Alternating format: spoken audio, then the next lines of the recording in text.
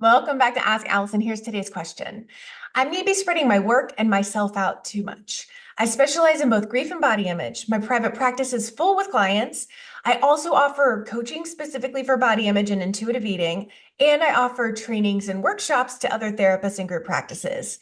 I don't need or want new clinical clients, but I would love more coaching clients and customers for my trainings and workshops. I'm not sure how to advertise that or leverage it.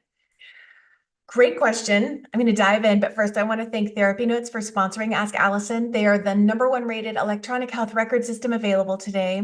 With live telephone support 7 days a week, it's clear why Therapy Notes is rated 4.9 out of 5 stars on Trustpilot and has a 5-star rating on Google. They make billing, scheduling, note-taking, and telehealth incredibly easy. For all you prescribers out there, they also offer e-prescribe. If you're coming from another EHR, Therapy Notes makes the transition incredibly easy, importing your demographic data free of charge so you can get going right away. By now, more than 100,000 mental health professionals already know, use promo code ABUNDANT at therapynotes.com for 2 free months. All right, so you're definitely doing a lot of work. I can see why you're feeling spread thin. I would be remiss to say, if I didn't say, that you need to make sure your body image coaching is under a different business entity than your counseling practice. Your trainings and your workshops for other professionals could be under your counseling business in a way that like supervision and clinical consulting can be, but coaching clients typically can't, or you're at risk of losing your license. So here is the great news. The average therapist doesn't know how to effectively address body image stuff when it comes up for their clients or for themselves. What you're doing, it's really needed. There's a demand for it. People just need to know you exist. So if you market well, they're going to come. Because this is a different business model with different ideal clients from your therapy practice, you're going to need to have different marketing. And I'll throw in here that if your clinical practice isn't exactly where you want it, meaning you're getting the exact fee you want, you're seeing the number of clients that allow you to invest time and energy into these other offerings, holding the boundaries for the hours you want to work, I would do that optimizing first. I'd shore up your practice before adding a bunch of work on top of a non-optimized practice. So if you or anyone listening wants help with that, message me the word limitless and we can talk through it. We have an entire program just for full therapists. So basically it comes down to the basics that probably filled your practice to begin with. Who's your ideal client for these trainings and workshops? Who's your ideal client for the coaching? Create a website speaking directly to that person. What do they struggle with? When do they feel incompetent? How or when does their own body image stuff show up in session? How do they want to feel around body image personally and professionally? How do your workshops and trainings get them there? You can use testimonials from other therapists who have taken your workshops or trainings on this page, unlike how we can't use client testimonials on our therapy pages. Now, you have to help your ideal clients find your site, right?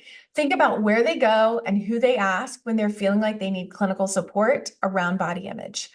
Networking is definitely going to do that. Social media, especially with a topic as charged as body image, will do that. SEO and blogging and vlogging.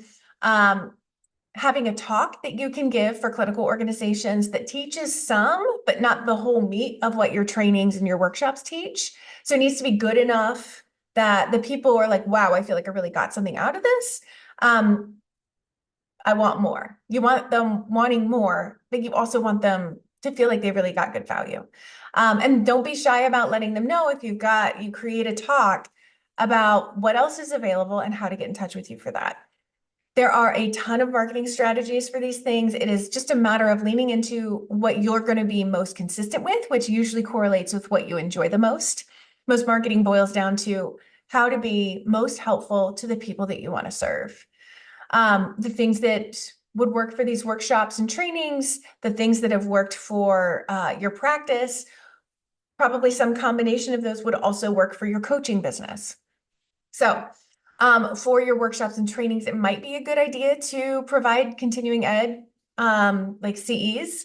It's not necessary, but it could be great. I have a resource for how to become a CE provider if you need one. There's somebody who's created kind of a blueprint for that. Just let me know. The fundamentals of marketing are going to be the same, whether it's a solo practice or an international training business. It's just that the scale is much larger and the reach then needs to be much larger.